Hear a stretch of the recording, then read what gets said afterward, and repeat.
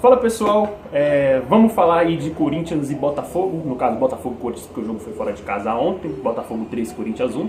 Ontem eu não consegui gravar o vídeo assim que o jogo acabou, já peço perdão para quem estava esperando o vídeo, né? Tenho certeza que vocês não conseguiram dormir por conta da falta do vídeo.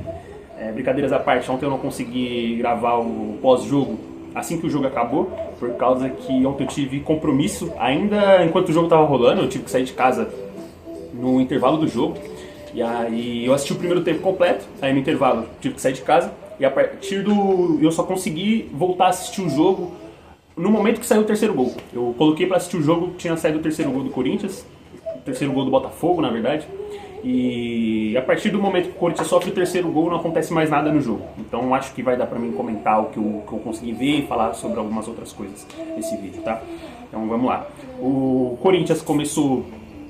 O jogo de ontem foi um jogo muito laicar. Se nos outros vídeos eu falava que o Corinthians começava bem, o Corinthians começava pressionando, ontem foi o jogo onde mais destoou, né? Ontem acho que foi desses, acho que já são 11 jogos com o Fernando Diniz, 11, 12 jogos, desde que o Fernando Diniz chegou, acho que ontem foi um dos jogos que mais destoou do que é a postura do Corinthians do Diniz, que a gente está vendo até então.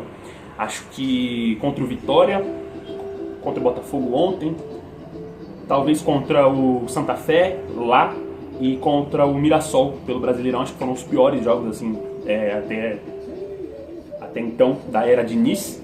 E ontem estava muito laicar o começo do jogo. Ontem o Corinthians estava tentando sair jogando desde trás da defesa e não estava dando certo. A pressão do Botafogo estava encaixando muito bem no time do Corinthians. O Botafogo estava forçando muito o erro do Corinthians, tanto que no começo do jogo o Hugo já tinha errado alguns passes, né? E ontem o Diniz escalou o Carrilho no lugar do André, escalou o Carrilho e o Ranieri no meio campo.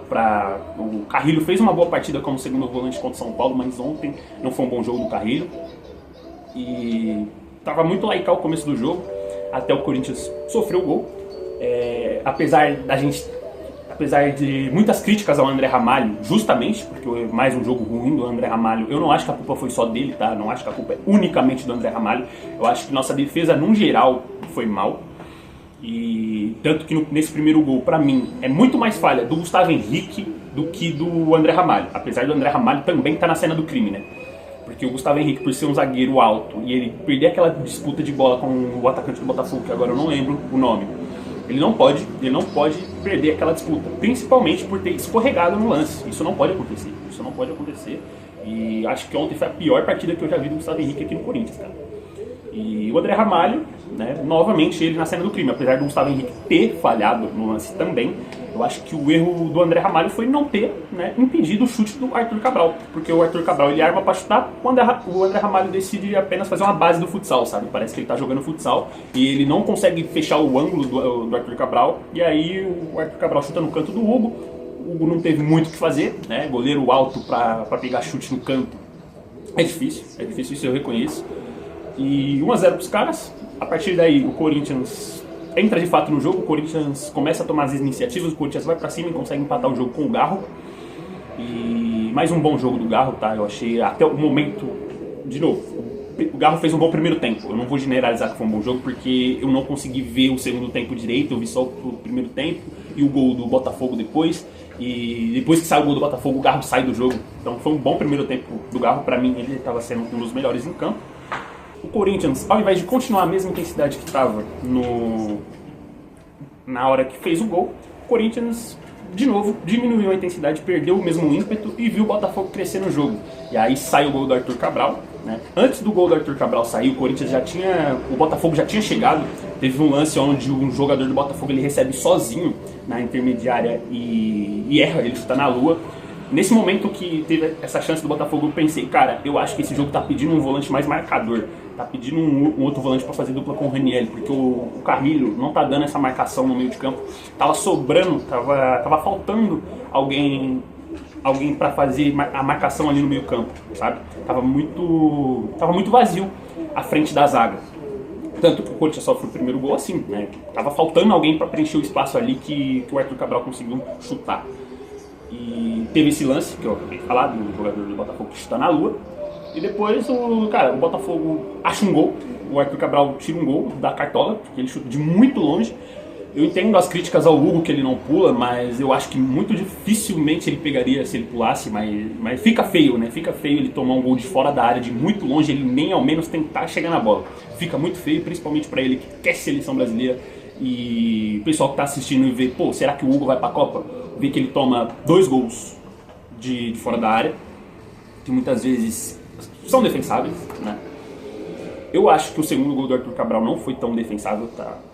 O primeiro gol, vai, tudo bem.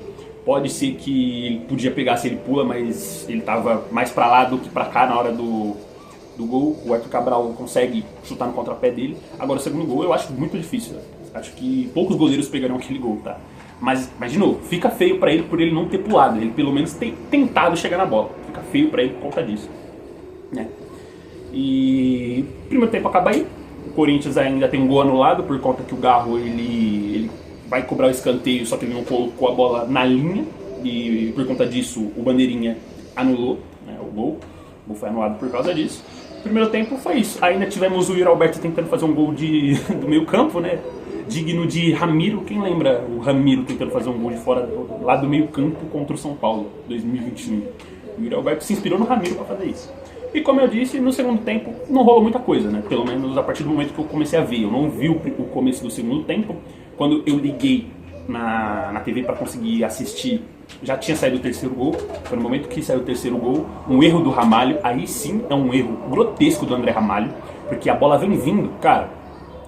Bola pro mato, que é jogo de campeonato. Esse é o básico de qualquer zagueiro. Bola veio, ou você cabeceia, ou você corta ela com o pé, sei lá, domina. Faz o que dá. Só tira ela dali. O Ramalho não faz isso, a bola quica, passa dele, e aí ele vai tentar dividir com o jogador do Botafogo, perde na dividida, e aí sai a jogada do terceiro gol, né?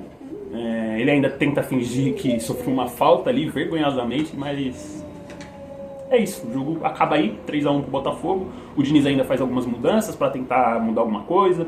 Ele coloca, vou ver se eu consigo lembrar aqui de cabeça, ele coloca o Alan, o Dieguinho, o Caio César, o André e o Pedro Raul. Foram as 5 substituições do Diniz. O Caio César entrou bem, tentou fazer uma fumaça ali na ponta direita, mas não arrumamos muita coisa, né? Infelizmente nosso elenco é curto, né? Nós só temos o time titular de jogadores bons. A partir do momento que a gente precisa de alguém vindo do banco para resolver, não tem muito o que fazer. É apostar no Dieguinho, no Caio César, que é bom jogador. São 2 bons jogadores, eu gosto do Dieguinho particularmente. Apostar no Pedro Raul, né? Ontem também a gente não tinha o Zacaria, que sentiu dores, acho que no joelho, e não foi relacionado por conta disso. E infelizmente, né, nosso elenco é limitado de fato. A gente foi com 3 zagueiros apenas pro jogo.